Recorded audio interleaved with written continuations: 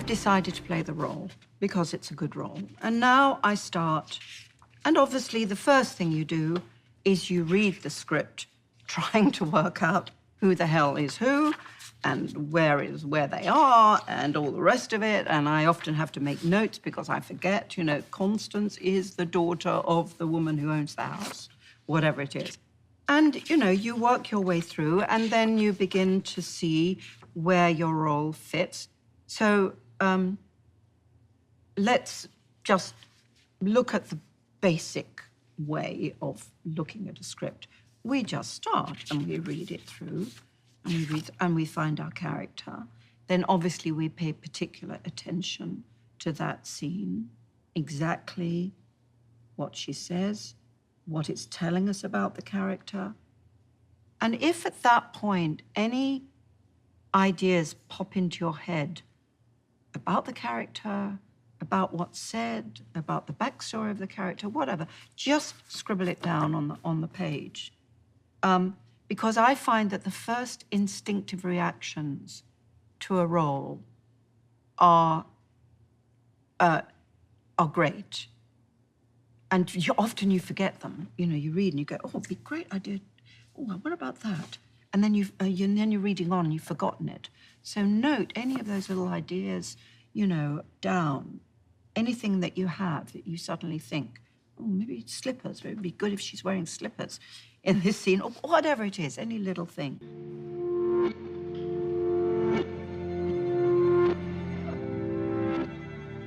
I find the process of writing very important in my work as an actor. I mean, obviously, to have a great script is the most wonderful thing. And everything, even when we improvise, we are in a sense writing. The great kind of writing that's just coming out of our subconscious. And that can be fantastic, or it can be very mundane. It can be kind of stupid and mundane, because improv can go both ways.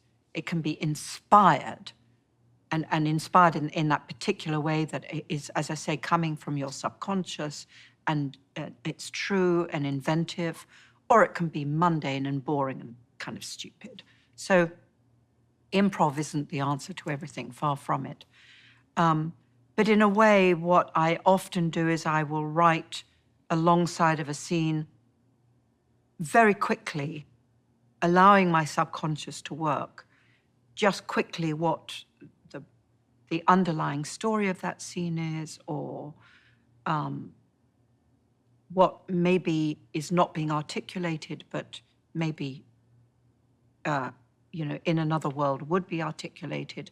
It will never be articulated, but that is what is the subtext. It's the subtext of what's being said.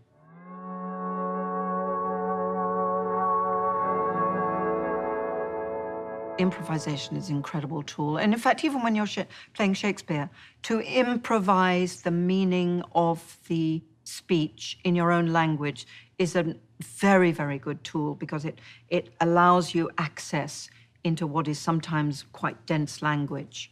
That's one use of improv.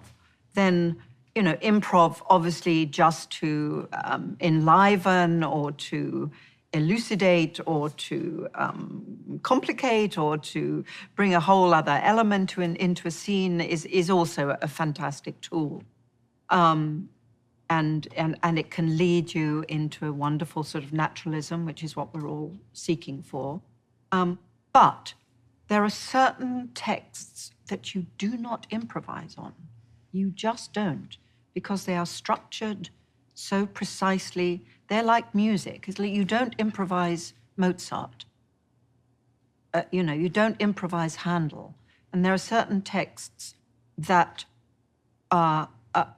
your improv is going to be so thin and so pathetic in comparison to the density of what's written. And I've encountered a couple of scripts, literally film scripts, that were really wonderful pieces of literature that you didn't want to improvise around. And funnily enough, The Cook, the Thief, His Wife, and Her Lover was one of those. But the other writer, for example, one would be Bernard Shaw. Another would be Harold Pinter. And there are, modern writers, Jez Butterworth. These are extraordinary craftsmen, and improv is really not going to improve anything. But with other material, it's correct, it's right, it's fun. It's wonderful to use the tool of improvisation.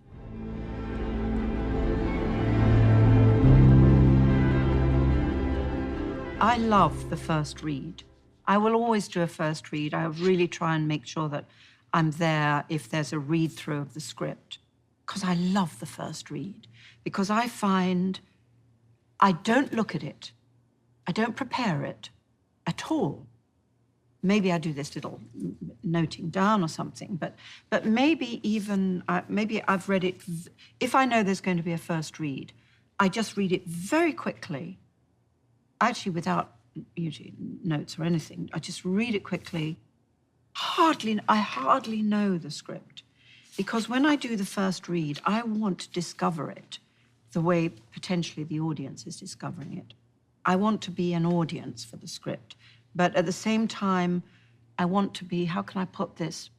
Not an audience for my role, but I want the role to just come at me from left field. I want it to, and on a first read, I don't hold back. I go for it, even if it's completely wrong.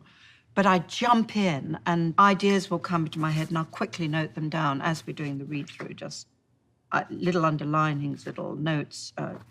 Cut this. It's very often cut this, because I love cutting my dialogue. Less is more. Not in acting, but in dialogue, I find less is more. Except then it's great to have a 3-page speech. But in general, less is more. But I love that first read-through. I love discovering the dialogue in my own mouth.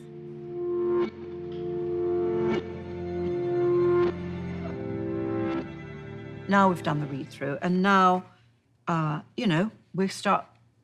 starting shooting next week. So at that point, now I know what the story is.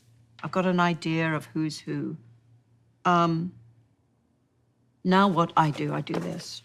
I do this. Sorry, props. I deconstruct it, literally, I deconstruct it. I ask for 2 scripts or maybe 3 scripts. I take the whole thing apart. No, 4 scripts, actually. I take all of my scenes out. And then I just concentrate. I'll have 1 total script, so I can constantly refer to where I am and where the story is. But I'll take my scenes out, I'll put them in an envelope, and then I'll put on the envelope the day that we shoot it. And then I'll have a whole week's work. So I will now work week to week to week. I don't know how other actors do it, but that's how I do it. When I was first asked to do Prime Suspect, I'd never, well, apart from Cousin Bet, I guess, but somehow the scripts arrived in a more manageable form. I was given 4 hours of material that was all to be shot, over 2 months or something. And it was so intimidating, procedural drama, and just, oh my God, I was absolutely overwhelmed by it.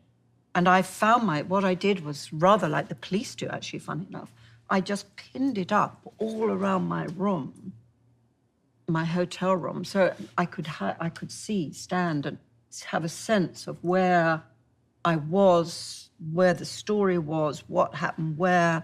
So that was how I handled Prime Suspect. But then I learned that, especially over these sort of more long-form things, or even with a script, I do it, just deconstruct it. You need 2 or 3 scripts, because often the scene overlaps. It's really annoying when they print it on both sides of the page. That's kind of annoying. But anyway, I deconstruct it, obviously underline my lines, as we all do. So I don't have to hold the whole film or the whole series, whatever it is, in my mind. All I need to concentrate on is the next week's work. So I'm always 1 week ahead of myself. So that's kind of how I personally break down a script.